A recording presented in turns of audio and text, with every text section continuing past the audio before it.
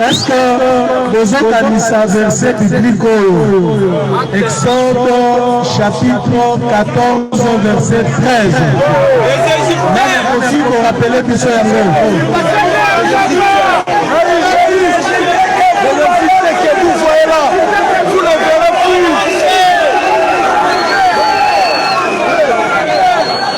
Voilà, les Égyptiens que vous voyez aujourd'hui, vous ne les reverrez plus.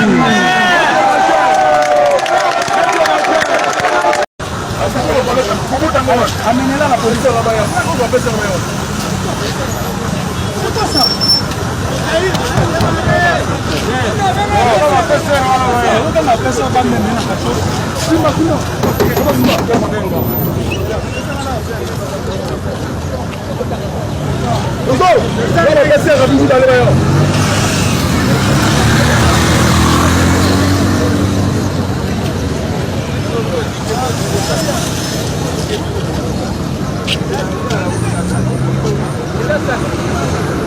Non, c'est tout le monde. Pourquoi vous ne voulez pas que c'était une chance? Pourquoi vous ne voulez pas que c'était une chance? Tu vas changer le permis. Tu as mis tout l'État à discuter avec les agents. Vraiment, c'est pas possible ça. Hein? Regardez. Allez, appuie ta taxe, appuie ta main. Mon conseil vient faire ça. Et vous êtes en train de donner, est-ce que c'est comme ça? Hein, c'est comme ça. Quand il y a ces embouteillages ici, les gens... Que dans une ville comme la nôtre, dès l'aéroport, dès qu'on descend à l'aéroport de Ndjili, jusqu'au centre-ville, qu'on soit là en train de constater des immondices le long des avenues. Tous les caniveaux de la ville de Kinshasa sont bouchés. Vous imaginez des conséquences. Il y a des immondices partout. Il y a des... Chers compatriotes congolais, nous venons par ces petits messages répondre à M. Kabouya qu'il doit apprendre à lire. Parce que nous nous rendons compte que ça fait partie de l'ADN de l'Union sacrée, de l'ADN de l'IDPS, le non-respect des textes. Parce que lorsque vous lisez la Constitution, tout est clair. Parce que pour réviser la Constitution, il y a deux questions qui se posent. La question de l'opportunité et la question de la légitimité. La question de l'opportunité a une réponse à l'article 219. Parce que cet article, selon l'esprit du constituant, on ne peut réviser la Constitution que dans un climat de paix, dans un climat de tranquillité. Chers compatriotes, vous le savez aussi bien que moi que nombreux de nos territoires sont sous l'occupation des rebelles. Alors, vous le savez aussi que l'insécurité bat son plein dans notre pays. L'insécurité alimentaire, chaque jour, la situation alimentaire devient de plus en plus alarmante. Ce qui prouve à suffisance qu'il y a une crise que notre pays est en train de traverser. Et c'est ce qui bloque même sur le plan légal la révision de la Constitution ou les changements de la Constitution. Alors, parlons maintenant de la légitimité. Il sied de rappeler ici que le régime en place est issu d'un simulacre d'élection que nous avons connu le 23 décembre. Alors, par manque de légitimité, ils ne sont pas habilités de pouvoir toucher la Constitution congolaise parce que cette Constitution, c'est notre identité. Toucher la Constitution congolaise serait une façon de cracher sur la mémoire de Rossi Mukendi, de Thérèse Kapangala et de tous les autres qui se sont battus pour défendre cette Constitution. Nous ne nous laisserons pas faire. Mais M. Félix Tshisekedi doit marcher sur nous pour toucher cette Constitution. Ngai nakotikalaka kozala lisusu na sima Kabuya te ata président alobi bokende koyokana na sina alobi ngai soki alobi bokende koyokana na Kabuya nga nake kovanda na ngai nakotravailler na Kabuya te parce que Kabuya asi a échoué na balini na ye. Mais c'est vous qui avez proposé. Mais oui, moi-même j'étais dans cette mentalité-là. Oui. La mentalité de considérer la famille du chef comme une famille sacrée. Tu vois? Donc c'est justement cette mentalité-là qui fait que nous n'évoluons pas beaucoup. Moi, j'en profite même de votre interview pour demander pardon à la population congolaise. Demander pardon? Oui, oui. Je ne savais pas. Oui, c'est moi qui ai convaincu Etienne Tshisekedi. Comme il y avait un de ses fils qui s'intéressait à la politique, comme il était gravement malade. Oui. On ne savait pas s'il allait vivre ou ne pas se vivre. Alors on a dit, si vous mourrez aujourd'hui, nous allons nous disperser dans le monde entier. Comme vous avez un fils qui, le nom Tshisekedi est connu partout, moi, personne ne me connaît. Oui. Oui. Alors, si vous pouvez déjà le promouvoir, si vous n'êtes plus là, nous allons nous mettre autour de lui pour travailler avec lui et continuer le combat. Et ça n'a pas été facile de convaincre le président Etienne. Non, vous avez dit que vous avez parlé pendant 2 heures du temps. Mais beaucoup quand même, c'est 2 heures. Mais oui, puisque je devais lui démontrer que le parti n'existait plus. Le président Etienne Tshisekedi, c'était un bon opposant, mais pas un conducteur d'hommes. Non, même son fils non plus n'est pas un conducteur d'hommes. N'est pas du tout un conducteur d'hommes. C'est quand même grave ça, oui. Un conducteur d'hommes doit cultiver en lui l'amour de l'autre. Quand vous voyez quelqu'un qui est très attaché au sien, en fait, c'est l'amour de soi. Cet amour de soi obsessionnel. Hein, vous placez vos... Non, c'est le pays qui appartient à toutes les communautés qui vivent là-dessus. Ce n'est pas un pays de... Non, le pouvoir, non, mais quand même, le pouvoir clanique, il est au village, là. Mais le chef coutumier. La façon, il y a gérer parti, il y a propriété, non, mais, chose. Non. Vous voyez quand même qu'il n'était pas géré. Moi, je vous l'ai dit, il n'était pas géré. Non, c'était pas ça la gestion, non. Lui, il s'est contenté de son rôle d'opposant à Mobutu. Mais gérer le parti, nous avons géré le parti, les alliés secrétaire général. Voilà. Les alliés secrétaire général, nous avons géré le parti. Mais, nous avons quitté que secrétaire général, on a qui. Bon, je n'ai pas vu quelque chose de consistant. Je n'ai pas vu quelque chose. 25 ans, c'est quand même beaucoup, 25 ans. Nakatia et l'autre ils allaient bien gérer non, mais Nga ça 25 ans il dépêche n'importe quoi. Mais je sais, je dis tu vivais tout ça. Mais na ça 5 ans comme simple membre. Je le faisais comme CV. 5 ans comme simple membre. Comme simple membre. Et 20 ans comme secrétaire. Non. 15 ans comme président fédéral et puis 5 ans comme représentant. Mais la voyez dit ça que ma faille toi non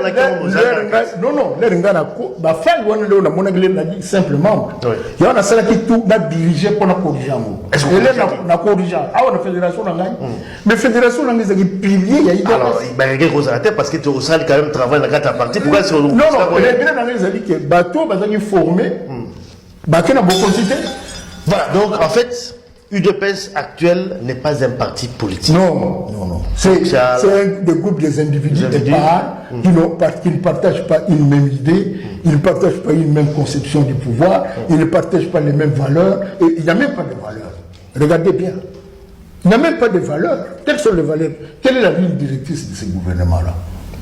Quelle est la ligne directrice? On va parler du parti d'abord, l'organisation du parti, parce que c'est vrai que le parti a s'associer à un parti pour pouvoir former le gouvernement. Oui, ça c'est ce qu'on dit chez nous. Oui, mais quand même, le parti politique UDPS, parce que tant que tout le monde a UDPS dans l'opposition, UDPS, le peuple d'abord. Ça, c'était le slogan de nous, est-ce que maintenant, UDPS, oui, toujours le slogan, on a le peuple d'abord, sur même dans nos mondes, comme des amours. Mais dans nos on est nulle part. Mwana nangayo gozomona apesaki Félix Antoine Tshisekedi Kombo bayamba ki Kombo anate bayamba kite nakomaki lokola nzoba nakomi lokola moi sachet ata sachet bakenda kanango na toilette donc ezaka bongote na salite marche nati boya lelo boya lobi boya babandi ko seka kutungai babandi ko seka ngai ndenge nazo sala marche pona Kombo bon ezanga ite Félix eza bantu na yo ngana linga kiyo na pesio Kombo yambi yango te a partir ya lelo mwana oyo bozo mona azali susu Félix Antoine Tshisekedi Tshilombo te akomi Bokecho wa yambo Bokecho le premier zwa Kombo bantu ya Félix ababoye pona ke na pesa Félix akombo na Amen. Kabuya zobenga ngai milice. Oyoka tokomi court sur coup. Pour la silisi campagne. Mene komi court sur coup. Kabuya zobenga biso batu topesa ki pouvoir ba combattant. La loi benga biso ba milice. Mais le chef de milice c'est qui pour ya Outiao. C'est Gédéon Kabou. Kabuya. Tika bilobela. Tika bilobela. Tobenga général. Asa général ani. Général comme milice. Tobenga A47. Asa arme ba rebe. Benga ngana kombo wana. Obenga ngana sebla makasi. Kabuya chingoma. Ebandi ngani ni kabuya arme. Kabuya chingoma. Minja chingoma cha mwambu nchikututa kaye. Ebati mo. Chingoma cha mwambu. Naloba. Aya. Pour ton moni vérité et comme que s'empirer. Ceux qui vont moni ngai na banda ko s'attaquer trop na Jean-Marie Kaboul. Mais muto banda ko benga nga chaque 4 heures. Kabuya.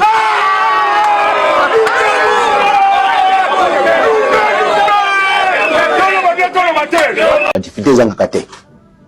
Sur difficulté ezali sengeli ezala traité na kati ya famille. Yango na toli oyo mama na biso apesi biso kolanda pe na ndenge mokonzi ya mboka alingi kimia ezala. Oyo ezali prévu ezala samedi oza koya. Na banani na biso banso ba combattant nyonso yido bayeba ke ekosala masusu te. Tosengi mutu na mutu atikala na ndako avake na activité na ye normal. Tokozela timo konza mboka kozonga autorité de France na biso. Tolanda tulinyo so oya kopesa biso orientation so kopesa biso bongo tokende liboso. Bosa na teke 2028 eza koya eza musika te. Esengi to sala elongo dans l'union lokola parti na biso babengi yango UDPS lokola union yango nde sigla liboso. Tozala uni autour ya mokonzi ya mboka. Ezali ya ba allemand na ba américain. Ba allemand ba yeba lobi boy. Toye kozwa ba congolais. D'abord travaux, tout travail zoya. Tout travail zoya par jour. Ba banda ko kontena par heure. Aussi ici na pourquoi $500.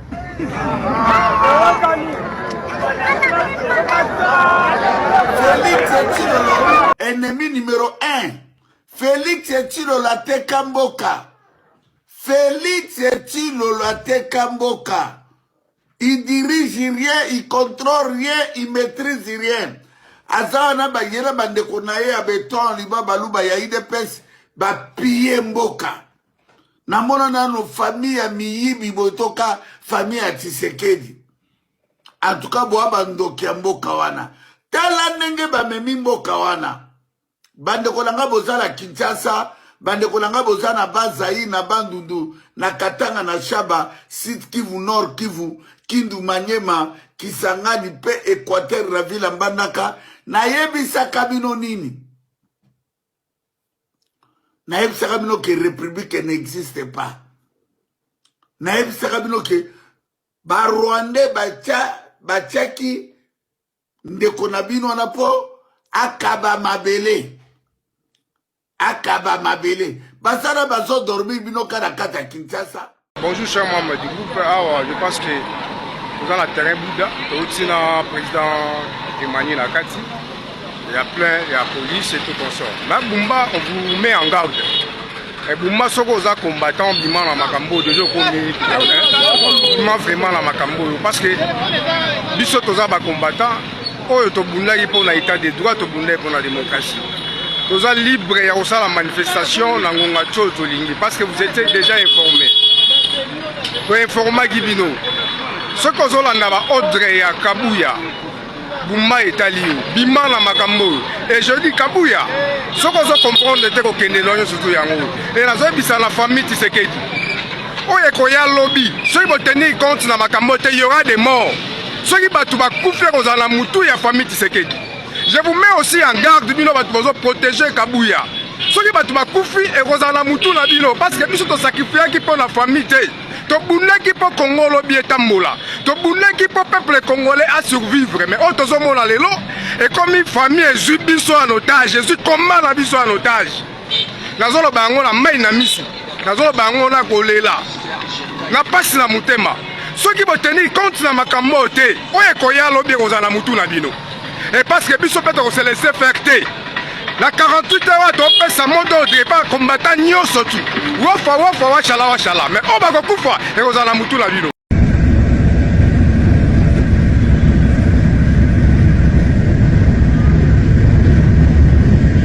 C'est pour nous justifier des ans de glissement à Kabila. C'est Bouchab Oyo. Les loyers soyez va changer la constitution. Mais ce type ici doit être malade.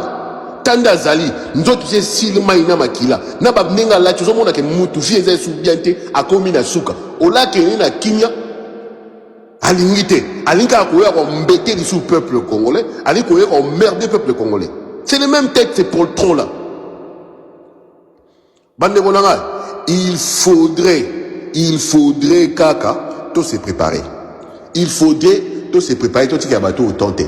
Là, je vous dis que les jours à venir, ça va être turbulent. Mouta s'est préparé. So côté là, on a côté là, on a banda de ako bomba masangu fufu mai. So on so manzete libanga préparé de anzete libanga muta mundengo osai la bateau. Parce que là, ceux qui bazong si projet na bango na tiroir té ou bien ba réorienter en côté, to côté que la bango tenter. Ba tout ba c'est bango bazo ko avancer.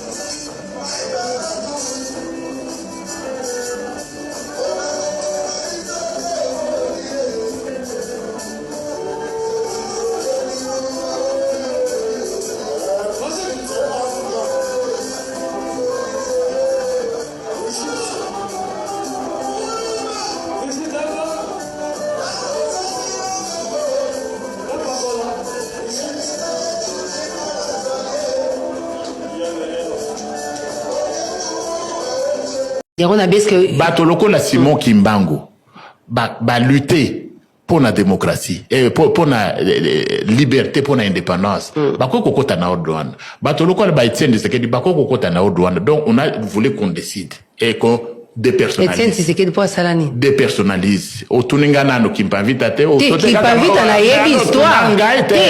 Kimpavita na yebi. Ya Etienne Tshisekedi oyebite.